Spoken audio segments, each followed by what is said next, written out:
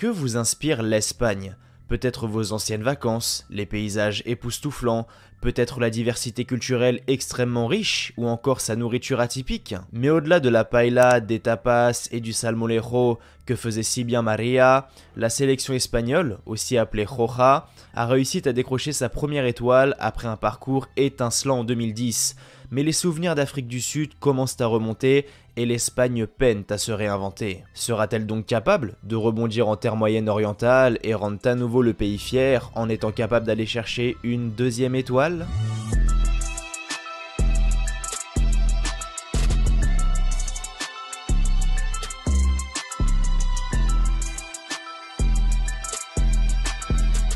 Ça y est, c'est la dernière ligne droite avant le début du mondial qui, je le rappelle, démarrera ce dimanche. Actuellement, il reste 2 vidéos pour clôturer la série. La vidéo sur l'Espagne, ça tombe bien, c'est aujourd'hui. Et enfin, celle sur l'équipe de France qui devrait arriver soit vendredi, soit samedi au plus tard. J'ai déjà commencé à travailler dessus, mais bon, c'est des vidéos qui me prennent énormément de temps. Donc vendredi, j'espère. Et voilà, samedi au plus tard, avant le début du mondial. Mais bref, aujourd'hui, on est là pour parler de l'Espagne. Est-ce que 12 ans après, putain ça fait déjà 12 ans, la Coupe du Monde 2010, qu'est-ce que ça passe bordel? Est-ce que 12 ans après, l'Espagne peut remporter la Coupe du Monde 2022 au Qatar? Et pour répondre à cela, comme d'habitude, on va diviser la vidéo en 4 parties. La liste des 26, la composition et le style de jeu, les 3 joueurs à surveiller et enfin la conclusion où je vous donnerai mon avis sur la nation, les forces, les faiblesses, le groupe et tout ce qui s'ensuit. Cette équipe d'Espagne est actuellement coachée par Luis Enrique.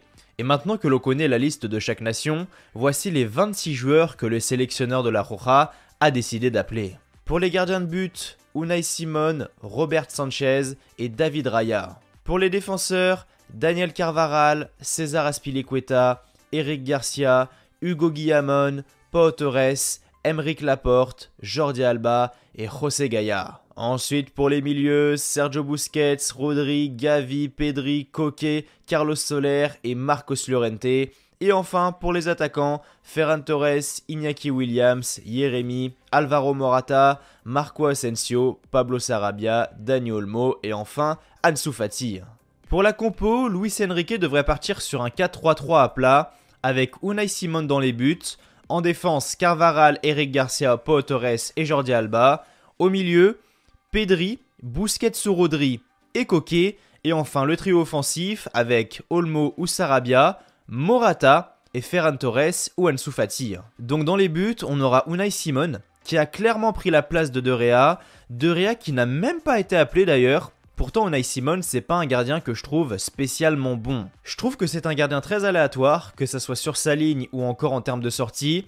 À des moments, il est capable d'effectuer des arrêts ou de sorties de grande classe, puis 5 minutes après, il est capable de faire l'opposé total et coûter cher à son équipe. Pour ce qui est de son jeu au pied, je le trouve extrêmement fébrile.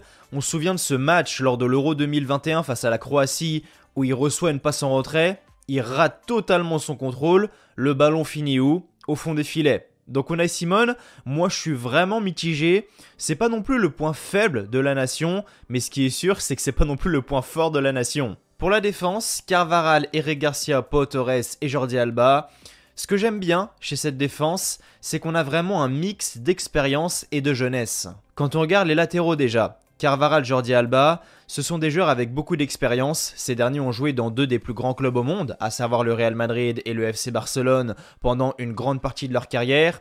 Et même si tu sens que ça commence à tirer un peu, hein, Carvajal, on voit que c'est 30 ans, il laisse en passer, et Jordi Alba, ça y est, 33 ans, plus du tout titulaire indiscutable au Barça, ça reste quand même des joueurs avec de la qualité et surtout avec beaucoup d'expérience. Et cette expérience, elle sera extrêmement importante pour guider la défense centrale qui est très jeune et qui est capable d'effectuer des erreurs de jeunesse. On l'a vu avec Eric Garcia, là il y a quelques semaines en Ligue des Champions face à l'Inter, où on sentait qu'il avait totalement perdu ses moyens au fil de la rencontre. Quand on voit comment il avait mis son corps en opposition pour défendre sur Lautaro Martinez, c'était vraiment catastrophique. Au haut niveau, je suis désolé, t'as pas le droit de défendre comme ça. Et en plus, ça avait coûté un but au Barça. Et même Pau Torres peut parfois faire preuve de fébrilité défensive, donc cette défense centrale n'est pas la plus rassurante du tournoi. Personnellement, pour renforcer et apporter plus de sérénité, j'aurais appelé Ramos, surtout qu'il fait un très bon début de saison avec le Paris Saint-Germain, il est en forme, il enchaîne les matchs, il fait parler son leadership,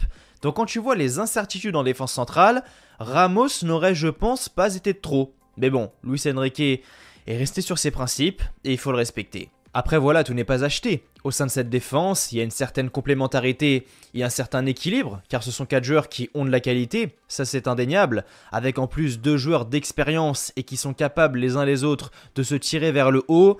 Donc malgré les incertitudes sur certains aspects, je pense qu'ils vont trouver le bon équilibre et se mettre en confiance très rapidement dans la compétition, donc je suis plutôt optimiste. Pour ce qui est du milieu de terrain, on va commencer par Pedri. Pedri, c'est vraiment le chouchou des supporters barcelonais, mais également espagnols, et c'est compréhensible car c'est un joueur avec énormément de qualité. Lors de l'Euro 2021, il était omniprésent. Aujourd'hui, il est indispensable au jeu de la Roja qui tourne beaucoup autour de la possession et de la transition. C'est un joueur qui court énormément et qui est amené à répéter les efforts, mais ces efforts-là, il les effectue intelligemment. C'est pas un joueur qui va courir pour courir et au final se cramer. Non, lui il fait les efforts intelligemment, il presse quand il faut presser, il dézone quand il faut dézoner, mais au-delà de son jeu sans ballon, il est également très juste techniquement. Il est très à l'aise dans les petits espaces, capable de réaliser le geste juste dans le bon tempo pour servir ses partenaires. C'est pas le joueur qui va faire le geste de trop. Voilà, c'est ça qui fait la différence chez lui selon moi, comparé à certains milieux qui eux ont l'habitude de croquer. Maintenant, au-delà de ses qualités, et je vais peut-être me faire des ennemis en disant ça, mais bon, je vous dis ce que je pense. Je trouve que Pedri est peu présent dans les grands rendez-vous. C'est-à-dire que lors des matchs de Liga entre guillemets classiques face aux 10-15e du championnat, il va être présent, il va faire des différences individuelles.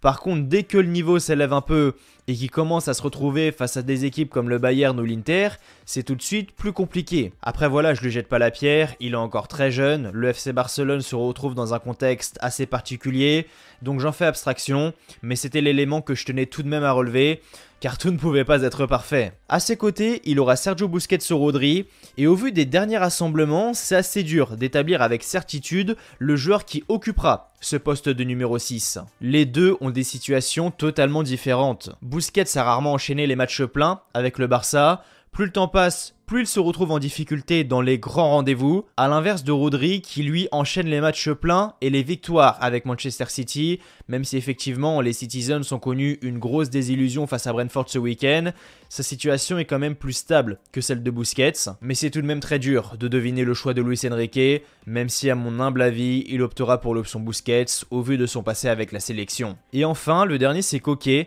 un des piliers de l'Atlético de Madrid, très bon sur coup de pied arrêté. Je sais pas s'il va en tirer quelques-uns avec l'Espagne, mais en tout cas, il est loin de décevoir dans le domaine. Il est également très bon en ce qui concerne le renversement de jeu pour trouver Pedri ou encore Ferran Torres. Il a également cette capacité à jouer dans la largeur pour étirer le bloc adverse et permettre à ses partenaires de trouver des failles entre les lignes. Donc quand on regarde, Pedri, Busquets et Koke sont 3 milieux avec énormément de qualité intrinsèque. C'est un milieu qui va garder le ballon, qui va créer du déséquilibre, des doutes chez l'équipe adverse. Donc le milieu est clairement un des points forts de cette nation. Pour le trio d'attaque, on commence directement avec le joueur qui occupera l'aile droite, à savoir Dani Olmo. Dani Olmo revient d'une période de blessure assez conséquente, il enchaîne donc actuellement des bouts de match avec Leipzig, synonyme de manque de rythme, ça c'est une certitude. C'est pour ça qu'on pourrait potentiellement, et je dis bien potentiellement, avoir une titularisation de Sarabia à sa place. Sarabia, lui, enchaîne également les bouts de match avec le Paris Saint-Germain, mais qui à la différence d'Olmo ne s'est pas blessé. Donc à voir, même si je partirais sur Dani Olmo en tant que titulaire, car on le sait, Luis Enrique a vraiment un coup de cœur pour le joueur qu'est Dani Olmo. Donc blessé, pas blessé, en manque de rythme ou pas en manque de rythme, il passe devant Sarabia dans la hiérarchie. En pointe, on aurait Alvaro Morata. Et c'est là où plus la revue d'effectifs avance, plus on voit que l'Espagne a vraiment de grosses zones de faiblesse. Morata, c'est pas un attaquant que j'apprécie grandement, je le trouve maladroit, brouillon face au but. Des fois il rate des occasions, tu te dis mais à ce niveau-là, comment c'est possible ? En plus, il contribue peu au jeu de son équipe. Depuis le début de la saison, en 19 matchs, toutes compétitions confondues, c'est seulement 5 buts, ce qui est pas énorme pour un numéro 9. Donc pour moi, l'Espagne manque cruellement de qualité à ce poste, et c'est quelque chose de vraiment dommageable. Et enfin, pour terminer, sur l'aile gauche, on a Ferran Torres, qui est un joueur assez controversé. Ce qui est sûr, c'est que c'est un joueur qui est à l'aise techniquement. Il arrive à faire parler sa qualité d'appel, mais également de vitesse sur les ailes, où finalement il parvient à se créer des situations dans les 25 derniers mètres. Donc Ferran Torres est un joueur vraiment intéressant, comparé à tout ce que je peux lire le concernant. C'est vrai que des fois, il arrive à faire des différences sur son côté, Et au moment fatidique, au moment de conclure, il rate. Et le problème, c'est que ça anéantit tout le travail accompli précédemment. Et c'est ça qui est dommage, mais c'est pas non plus quelque chose qui est régulier. Et je trouve que lorsqu'il est arrivé au Barça, on lui a très vite collé cette étiquette de « toi t'es un joueur qui est bon qu'à vendanger », alors qu'il y a plein de facteurs liés à ça. Et que si tu regardes en profondeur, en termes de stats et plus précisément en termes d'expected goals, Ferran Torres est dans la moyenne. Donc il n'y a pas à tirer la sonnette d'alarme comme ça en fait. C'est un joueur qui peut apporter, qui peut se montrer décisif dans son registre. Après se pose bien évidemment la question d'Ansu Fati. Est-ce qu'Ansu Fati sera titulaire à sa place? C'est une éventualité, mais je pense qu'il passe derrière Ferran Torres dans la hiérarchie.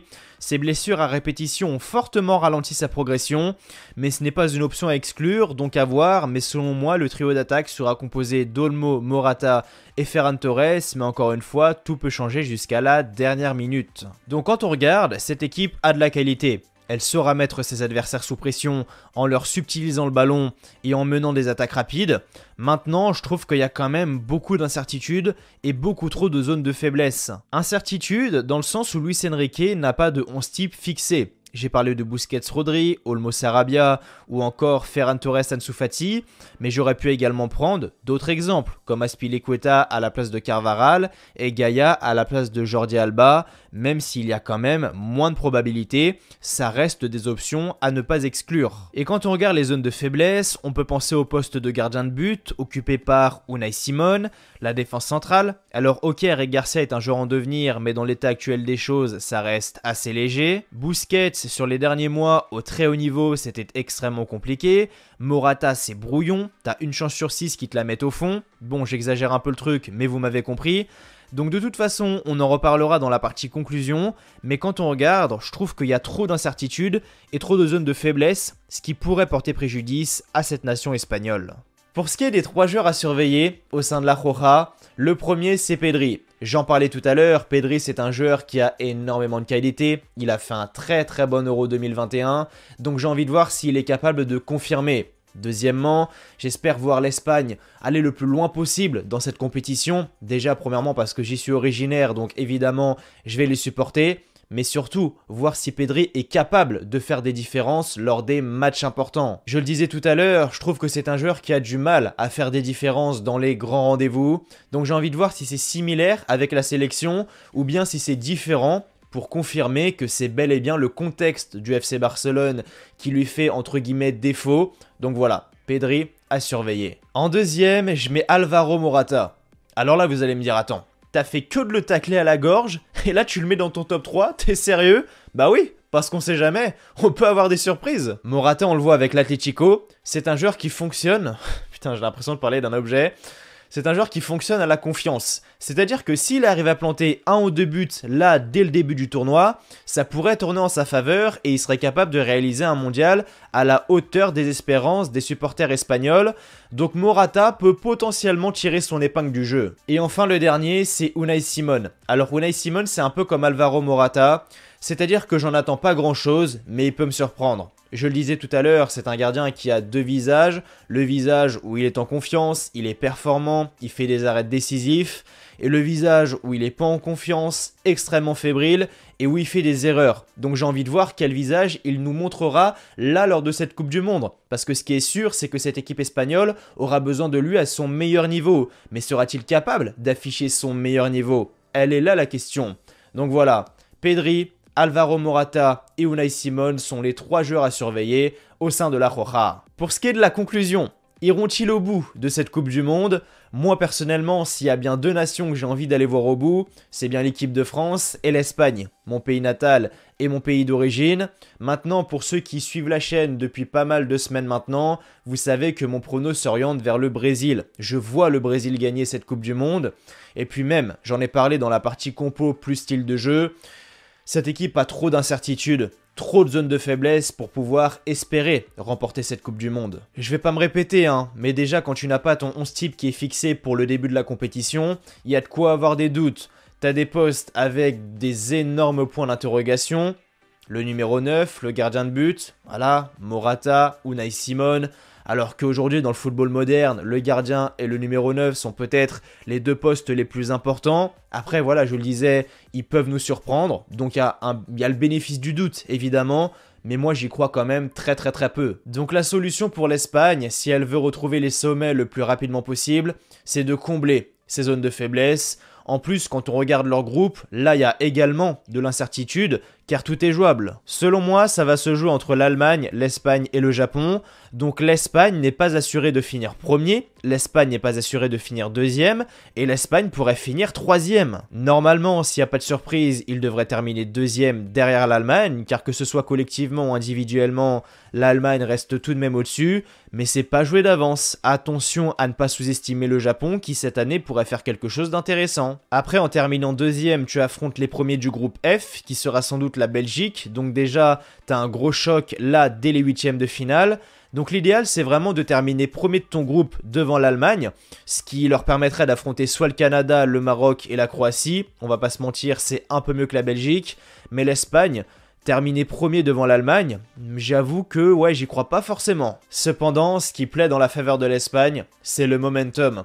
Sur les 10 derniers matchs, l'Espagne n'ont perdu qu'une seule fois, c'était face à la Suisse. Après, vous allez me dire, ouais, mais bon, quand on regarde sur ces fameux 10 derniers matchs, l'Espagne n'a pas affronté des équipes extrêmement fortes, mis à part le Portugal et la Suisse. C'est vrai, mais une victoire, ça reste une victoire, que ça soit une victoire à l'arrache, une victoire sur les chapeaux de roue, une victoire face à une petite équipe contre une grosse équipe, mentalement, ça fait du bien. Donc mon prono final, je pense que l'Espagne va terminer deuxième du groupe, derrière l'Allemagne, victoire face au Costa Rica, victoire face au Japon, et défaite face à l'Allemagne. L'Allemagne qui selon moi aura tout gagné, même si effectivement il peut y avoir match entre l'Espagne et l'Allemagne. Mais bon, je pense que l'Allemagne va l'emporter. L'Espagne terminera donc deuxième. Ils affronteront donc les premiers du groupe F qui sera normalement la Belgique. La Belgique qui à mon avis va faire un gros mondial. J'espère me tromper parce que j'ai envie que l'Espagne aille très loin. Malheureusement, je les vois sortir en huitième de finale face à la Belgique. Maintenant, je peux me tromper. Mais voilà, mon prono final, Espagne, deuxième du groupe, est sorti en huitième de finale par la Belgique. Voilà les amis, c'était tout pour cette vidéo concernant l'Espagne. Est-ce que 12 ans après, l'Espagne peut remporter la Coupe du Monde 2022 au Qatar? N'hésitez vraiment pas à me donner votre avis dès maintenant par commentaire, ça m'intéresse énormément. Avant de partir, si la vidéo vous a plu, très important, le petit like, le petit pouce bleu qui me ferait vraiment extrêmement plaisir. Ça vous prend que 2 secondes, mais moi ça m'aide énormément. Et si vous avez aimé ce que vous avez vu, n'oubliez pas de vous abonner à la chaîne. Si vous êtes un énorme fan de foot, cette chaîne est faite pour vous. Donc n'hésitez pas, abonnez-vous. Nous on se retrouve dans quelques jours, soit vendredi, soit samedi. Je pense vendredi quand même, mais au plus tard samedi. Pour la dernière vidéo de cette série, ça sera donc sur l'équipe de France. D'ici là, prenez soin de vous. Je vous souhaite comme toujours que du bonheur, que des bonnes choses. Portez-vous bien et merci à vous d'avoir regardé cette vidéo. Allez, ciao, bye bye.